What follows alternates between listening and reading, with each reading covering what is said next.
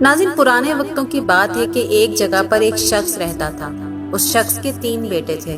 اس نے اپنے تینوں بیٹوں کا نام عبداللہ رکھا تھا۔ ناظرین، جب اس شخص کی موت کا وقت قریب آیا تو اس نے اپنے تینوں بیٹوں کو بلایا اور ان تینوں کو عجیب وصیت کی کہ میری جائیداد عبداللہ کو ملے گی، میری جائیداد عبداللہ کو نہیں ملے گی، میری جائیداد عبداللہ کو ملے گی۔ اور وہ شخص وصیت کرنے کے بعد اس دار فانی سے کوچ کر گیا۔ تینوں بھائی بڑے حیران تھے کہ آخر کون سے وہ 2 عبداللہ ہیں جن کو یہ جائیداد ملے گی اور کون سا وہ ایک عبداللہ ہے جسے یہ جائیداد نہیں ملے گی۔ تینوں بھائی فیصلہ کرتے ہیں کہ شہر جا کر قاضی کے سامنے اپنا مسئلہ رکھتے ہیں تاکہ وہ کوئی حل بتا سکیں۔ اب انہوں نے کچھ ساز و سامان ساتھ لیا اور شہر کی طرف روانہ ہو گئے۔ راستے میں وہ جا رہے تھے کہ انہوں نے دیکھا کہ ایک شخص کچھ تلاش کر رہا ہے۔ انہوں نے اس سے پوچھا کہ بھائی آپ کیا تلاش کر رہے ہو؟ تو اس شخص نے کہا کہ بھائی میری اونٹنی یہیں کہیں کھو گئی ہے، میں اسے تلاش کر رہا ہوں۔ تو ایک بھائی نے کہا کیا آپ کی اونٹنی ایک آنکھ سے کانی تھی؟ تو اس نے کہا جی جی بالکل۔ دوسرے بھائی نے کہا کیا آپ کی اونٹنی کی ایک ٹانگ نہیں تھی؟ تو اس نے کہا ہاں ہاں بالکل، آپ نے صحیح کہا۔ تیسرے بھائی نے کہا کیا آپ کی اونٹنی کی دم کٹی ہوئی تھی؟ تو اس نے کہا کہ ہاں ہاں بالکل، آپ تینوں نے صحیح کہا، اب جلدی سے بتا دو کہ میری اونٹنی کہاں ہے۔ تو ان تینوں نے جواب دیا کہ باخدا ہمیں نہیں معلوم کہ آپ کی اونٹنی کہاں ہے، ہم نے تو یہ سب کچھ اتفاقاً آپ سے پوچھا ہے۔ اس کو بہت غصہ آیا اور اس کو پورا یقین ہو گیا کہ اونٹنی انہی لوگوں کے پاس ہے اور انہوں نے ہی اس کی اونٹنی کو چھپایا ہوا ہے، تبھی انہوں نے یہ ساری نشانیاں بتائی ہیں۔ وہ شخص ان تینوں کو گھسیٹتا ہوا قاضی کے پاس لے گیا۔ جب یہ چاروں قاضی کے پاس پہنچے تو اس شخص نے قاضی کو سارا قصہ بتایا۔ قاضی نے جب یہ سارا ماجرا سنا تو ان تینوں عبداللہ کو کہا دیکھو جو نشانیاں تم لوگوں نے بتائی ہیں اس سے صاف واضح ہوتا ہے کہ اونٹنی تم لوگوں کے پاس ہی ہے، بہتر ہوگا کہ تم لوگ اپنا جرم قبول کر لو اور بتا دو کہ اونٹنی کہاں ہے۔ تو ان میں سے ایک عبداللہ نے جواب دیا کہ نہیں، ایسا بالکل بھی نہیں ہے، اونٹنی ہمارے پاس نہیں ہے۔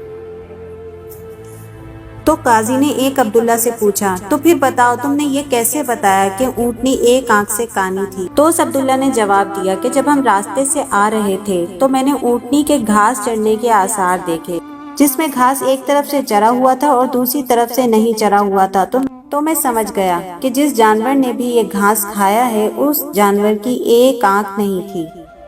پھر قاضی نے دوسرے عبداللہ سے پوچھا تو پھر تم نے یہ کیسے بتایا کہ وہ اونٹنی ایک ٹانگ سے لنگڑی تھی؟ تو اس نے کہا کہ جب ہم راستے سے آ رہے تھے تو میں نے راہوں کے نشان دیکھے، جبکہ چوتھا قدم بالکل ہلکا ہلکا تھا، تو میں سمجھ گیا کہ یہاں سے جو بھی جانور گزرا ہے اس کی ایک ٹانگ میں کچھ نقص ہوگا، اسی لیے میں نے ایسا کہا تھا۔ پھر قاضی نے تیسرے شخص سے پوچھا تو پھر تمہیں یہ کیسے پتا چلا کہ اس کی دم کٹی ہوئی تھی؟ کہ جب بھی کوئی جانور گوبر نکالتا ہے تو وہ اپنی دم سے ادھر ادھر بکھراتا ہوا چلتا ہے، لیکن جب ہم آ رہے تھے تو میں نے ایسے آثار دیکھے کہ گوبر ایک ہی لائن میں سیدھا چلا جا رہا تھا، تو میں سمجھ گیا کہ یہ جس جانور کا بھی گوبر ہے اس کی دم کٹی ہوئی تھی، اسی لیے میں نے ایسا کہا۔ قاضی نے جب تینوں عبداللہوں کی باتیں سنی تو اس نے فوراً ہی فیصلہ سنا دیا اور اس شخص سے کہا کہ ان کے پاس تمہاری اونٹنی نہیں ہے اور نہ ہی انہوں نے تمہاری اونٹنی کو دیکھا ہے، تم جا سکتے ہو۔ اس شخص کے جانے کے بعد تینوں بھائیوں نے اپنا مسئلہ قاضی کے سامنے رکھا۔ قاضی نے جب یہ معاملہ سنا تو بڑا حیران ہوا اور اس نے ان تینوں سے کہا کہ آج رات کو آپ لوگ مہمان خانے میں ٹھہرے، میں کل آپ کو سوچ کر اس معاملے کا کوئی حل بتاؤں گا۔ اب وہ تینوں رات کو مہمان خانے میں رک گئے۔ وہاں تینوں بھائیوں کو محسوس ہوا کہ ان کی نگرانی کی جا رہی ہے۔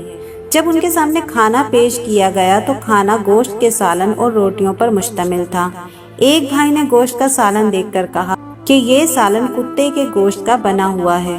دوسرے بھائی نے کہا کہ یہ روٹیاں جس عورت نے بنائی ہیں وہ عورت حمل سے ہے اور پورے دنوں سے ہے۔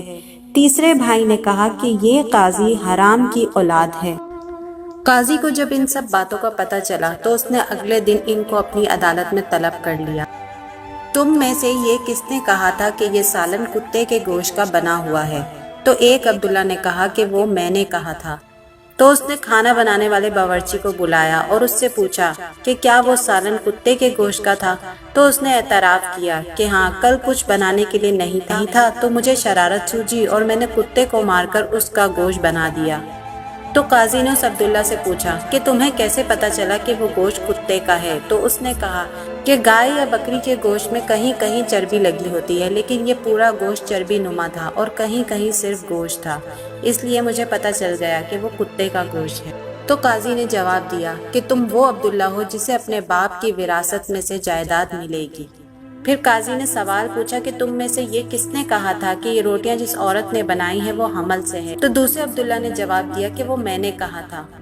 تو قاضی نے اس سے پوچھا کہ تو بتایا کہ روٹیاں ایک طرف سے پھولی ہوئی تھی اور آدھی پکی ہوئی تھی اور آدھی کچی تھی، جس سے میں نے اندازہ لگایا کہ روٹیاں بنانے والی عورت پورے دنوں سے حمل سے ہے اور اسے جھکنے میں اور روٹی بنانے میں تکلیف ہو رہی ہے، جس کی وجہ سے یہ روٹیاں ایسی ہیں۔ تو قاضی نے کہا کہ تم وہ دوسرے عبداللہ ہو جسے اپنے باپ کی وراثت میں سے حصہ ملے گا۔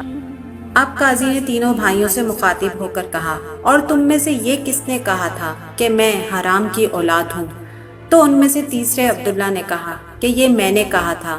قاضی اپنی والدہ کے پاس گیا اور اپنی والدہ سے دریافت کیا کہ کیا یہ بات صحیح ہے؟ تو اس کی والدہ نے کہا کہ ہاں، یہ بات بالکل صحیح ہے۔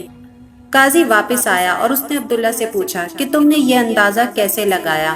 تو اس عبداللہ نے جواب دی کہ تم نے ہمیں کتے کا سالن بنوا کر کھلایا، ہماری نگرانی کی اور ایک مظلوم عورت سے ہمیں کچی روٹیاں بنوا کر کھلائیں، اسی سے میں نے اندازہ لگایا کہ کوئی حرام کی اولاد ہی ایسا کر سکتی ہے جو تم نے ہمارے ساتھ کیا۔ تو قاضی نے جواب دیا کہ وہ تیسرے عبداللہ تم ہو جسے اپنے باپ کی وراثت میں سے کوئی حصہ نہیں ملے گا۔ وہ عبداللہ بڑا حیران ہوا اور اس نے پوچھا کہ ایسا کیوں؟ تو قاضی نے کہا کہ کوئی حرام کی اولاد ہی دوسرے حرام کی اولاد کو صحیح طرح سے پہچان سکتی ہے، اس لیے تم بھی حرام کی اولاد ہو، اس لیے تمہارے باپ کی وراثت میں تمہارا کوئی بھی حصہ نہیں ہے۔ تینوں بھائی اپنی والدہ کی طرف لوٹے اور اپنی والدہ سے پوچھا کہ والدہ، یہ کیا ماجرا ہے؟ تو ان کی والدہ نے ان کو بتایا کہ بیٹا، ایک دن تمہارے والد صبح کی نماز پڑھنے گئے ہوئے تھے، پیچھے سے کوئی ایک چھوٹے سے بچے کو ہمارے دروازے کے آگے چھوڑ گیا تھا، تمہارے والد آتے ہوئے اسے اندر لے آئے اور اس کا نام بھی تم بھائیوں کے نام پر عبداللہ رکھ دیا اور اس کی بھی ویسے ہی پرورش کی جس طرح سے تم لوگوں کی پرورش کی ہے۔ اس طرح سے ان تینوں بھائیوں کو اپنے باپ کی وصیت کا حل مل گیا۔ تو ویورز، کیسی لگی آپ کو آج کی کہانی؟ آپ نے دیکھا کہ پرانے لوگوں کی حکایتوں میں کتنی حکمت ہوتی ہے۔ امید ہے کہ آپ کو یہ ویڈیو اچھی لگی ہوگی۔ اگر آپ کو میری ویڈیو پسند آئی ہو تو میری ویڈیو کو لائک کیجیے گا، چینل کو سبسکرائب کیجیے گا۔ اگلی ویڈیو تک اپنا بہت سارا خیال رکھیے گا۔ اللہ حافظ۔